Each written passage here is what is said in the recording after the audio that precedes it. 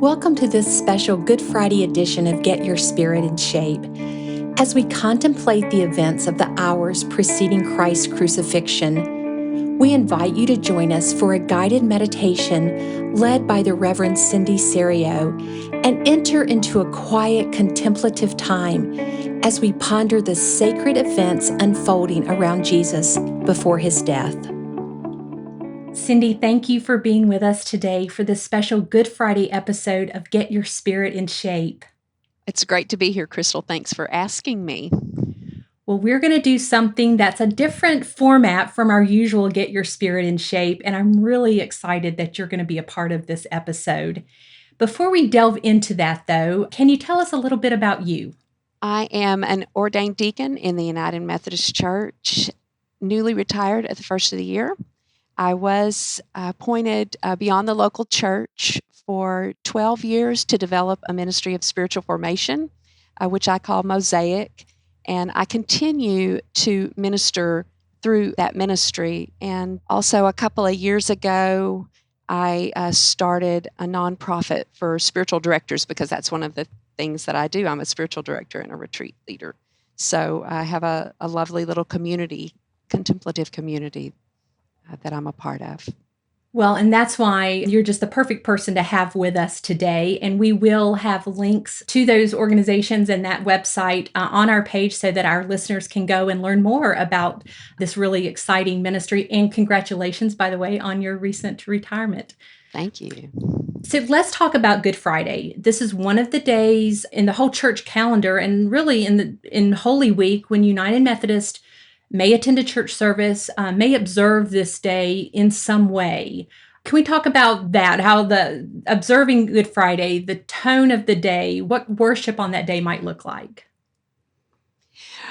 Well, I'll have to tell you that Good Friday is one of my favorite services because it is so deeply reflective. Jesus has come to this point where he has told his disciples what's going to happen, but they don't understand. And to enter into that, I don't understand what's happening, especially on Good Friday. Jesus has been betrayed by one of his closest friends. What happens on that day? And entering into that, I think, is a more emotional experience than most other days. We can't help but feel what is happening, especially when we realize that the sacrificial love that Jesus showed on the cross really draws us into how deeply God loves us. Absolutely. And we are going to enter this space, this time of reflection. You're going to help us do that with our listeners in just a few minutes. Cindy, I read that you said about yourself that it's through contemplative spiritual practices that you seek God to a depth that you cannot in any other way. Can you explain that a little more? Well, for me, and I can't speak for everyone else, but for me, it's that deep silence, that place where I come to understand and know that God is bigger than any of the constructs that we have for God. I will never understand all of who God is, but in those spaces, for me, there's a closeness in the silence. In those contemplative spiritual practices bring you into the silence and the presence and the depth of God. So for me, that's where I experience God most profoundly. That silence, that can be a difficult place to be, to stay where you can hear God. Do you have any tips or any things that work for you to help yourself kind of get in that place so that you feel like you're more receptive, perhaps? One of the first, I think, obstacles that we have when we come to silence is that silence has been used to punish us in so many ways, and people have had their voices silenced. And so oftentimes when people first come to that, it's very uncomfortable. And so just to acknowledge those places where we have been silenced. And I would also say that sometimes we need to think of it as being quiet and still. Be still and know that I am God. So if I think of it as being still, sometimes that can open that up for me. And the main thing is that when we feel like we're being silenced from the outer, that's very difficult. When we embrace silence as a part of God, then sometimes that's helpful. Snee, I've never even considered that, and it is true. And I appreciate you bringing that up because we do all bring our experiences to our faith, to how we experience faith, and what might work for one person may not work for someone else. So thank Right. you for talking about that. And I love how you reframed it. Being still is definitely different than being quieted, I guess, is another way to say that. And one of the other things that is very helpful is to know that I consent to being silent. That does not mean that my mind is going to be silent. Just because I say I'm going to sit here in silence, that doesn't mean that the grocery list is not going to come to me or the thing that I forgot. The important thing is that we just let those things drift by and we don't hang on to them. So, oh, yeah, I do have a shopping list, but let me come back to the silence. In other words, we don't fight it. Some days there's just going to be thoughts that will be there and will fill that space, and we just welcome them and notice them and let them be there, and it's okay. Maybe it's like letting them pass by on a stream Mhm. instead of Yeah. trying to fish them out and throw them out, because I hear you say that and I think about my own experiences and in sitting still and yeah, those thoughts are always there and I'm trying to kind of just get them away, and I can see how just letting them pass on is a better plan for me to be in that space in a better way. So let's talk about guided meditation, which is what we're going to do today. Why is a guided meditation a good way to observe Good Friday? Especially, I think, on Good Friday, the imagery is so powerful. The best way for me to experience Good Friday is the narrative, the story. It's all there. The imagery just brings you in. It's really hard to step outside and just watch without feeling something about what's happening. And so with guided meditation, we're entering into the narrative. I'm a part of it. I'm experiencing what is there. And for me, that connection to what's going on inside of me in response to what I'm hearing and seeing unfold on that Good Friday narrative, I think for me is what makes it a good practice. I also would say that people experience guided meditations differently, and you can enter the narrative with any part of your body, whether it's just your mind or whether your entire body comes into it. It's very, I think, accessible when we consider it as entering the narrative. Before we go to the guided meditation, is there anything that we need to know before we get started there?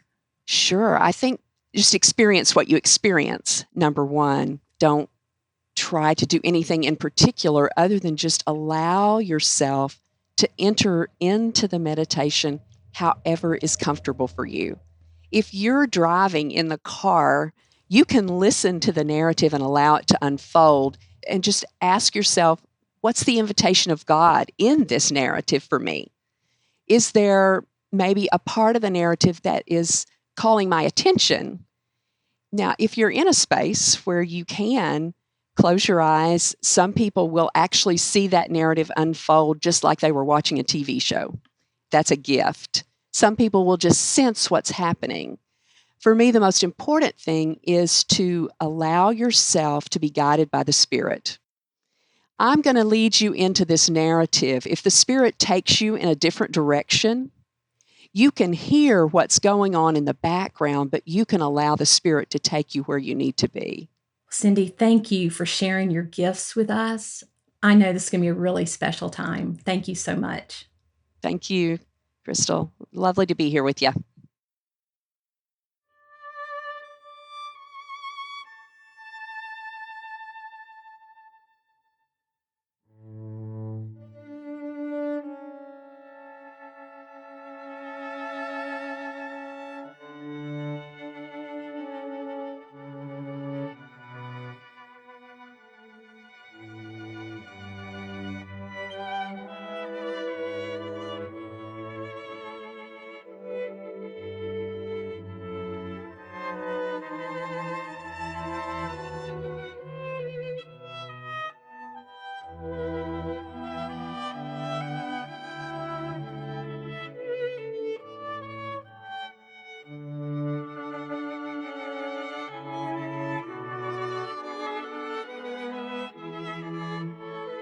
On Good Friday, a day of betrayal and suffering and pain and grief and confusion, this day of sacrificial love, we journey with Jesus, the one who chose to walk down the Via Dolorosa, the way of suffering, out of love for you and me. How do we capture that journey, those moments, and why should we? Easter will come on Sunday. It's true, Easter will come on Sunday. But how much more colorful the sunrise, how much livelier the music, and how much more deeply we understand God's love for us when we've journeyed with Jesus into the darkness on Good Friday. Let us gather together in spirit on the Via Dolorosa, the way of suffering, to journey to the foot of the cross. On this day, we will enter the narrative through a prayer of the imagination and guided meditation, based upon material in the Gospel of John, woven together with a few bits and pieces from other readings. Let go of any expectations about what you'll experience. You can close your eyes as the story unfolds. If at any time you feel too distressed at what you're seeing in your mind's eye, open your eyes and you will be in the present moment. If you're driving or you just aren't comfortable moving into a meditative space, that's okay. There really isn't anything you have to do except to stay awake and listen, just as Jesus asked the disciples to do while he is praying in the garden. Let's begin our journey with a deep breath as we allow our imagination to paint a picture of the garden. Close your eyes now if that's helpful. What plants do you see? Are there trees, flowers, shrubs? Are they green and lush, or are they more barren? What smells inhabit that garden? What sounds do you hear? Are those the murmured prayers of Jesus? Can you see him? And the disciples? Suddenly you sense some movement. Jesus and the disciples are interrupted by Judas and the soldiers. Judas walks up to Jesus and with a kiss brazenly betrays him. You might reach up and gently touch your cheek. Can you feel that kiss of betrayal? What are you feeling as you watch the soldiers take Jesus away, you know not where? What do you think Judas was feeling and thinking, having been the catalyst for this disturbing turn of events? Events that take Jesus down the Via Dolorosa, the way of suffering. Peter follows at some distance behind Jesus as he's led away by the soldiers, and so do you, trying to find out what is happening.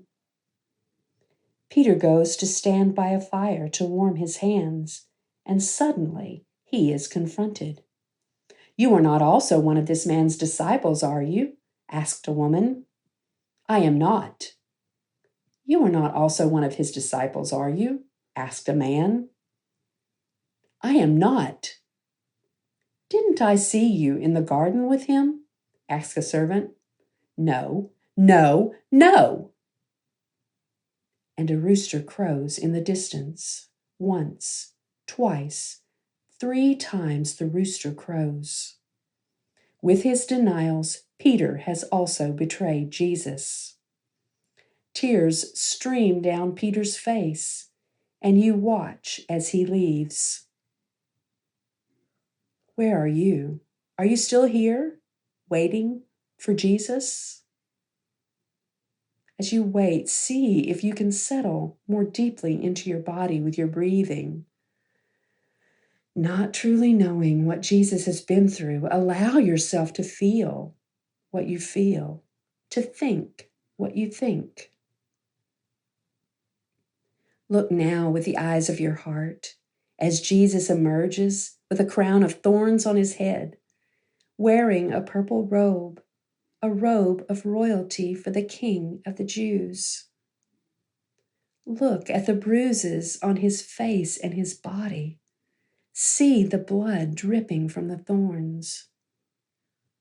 Pilate shouts, "Here is the man." Suddenly you hear people shouting, "Crucify him, crucify him." And you look around at all the people shouting with unbridled anger. Pilate takes Jesus away again. Breathe deeply as time passes. The story continues beyond your sight, behind closed doors, as you linger in the crowd. What is happening to your beloved friend? When Pilate brings Jesus back, he says, "Here is your king." And the people cry out even louder, "Away with him, crucify him." Pilate seems conflicted. "Shall I crucify your king?" From the shadows, one of the chief priests steps out and speaks with authority. "We have no king but the emperor." Pilate seems to have no choice as Jesus is handed over to be crucified.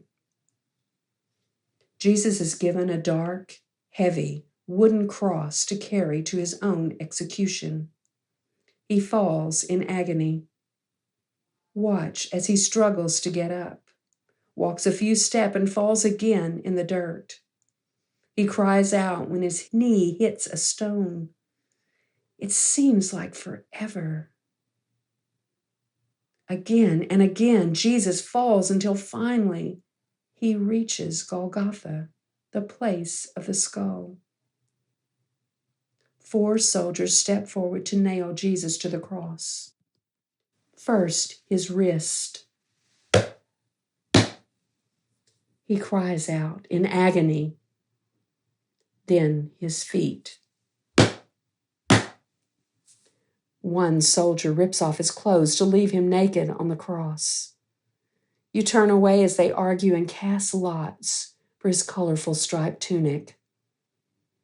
Darkness begins to fall upon the land. Jesus cries out, my God, why have you forsaken me?" You hear weeping and turn to see his mother, Mary, leaning heavily upon John, the beloved disciple. What's that? Jesus speaks again. It's almost a whisper. "I am thirsty." Again, he whispers his last words. You can barely hear them. "It is finished." Jesus bows his head. He goes completely limp as he gives up his spirit. Notice how you feel in your own body. Take time to breathe into any distress you may feel. And continue breathing as you follow my voice back to the safety of your own space and time. When you are ready, open your eyes and ground yourself in what you see and feel and think right here, right now. Remember that down the Via Dolorosa, Jesus chose to walk the way of suffering out of love for you and me.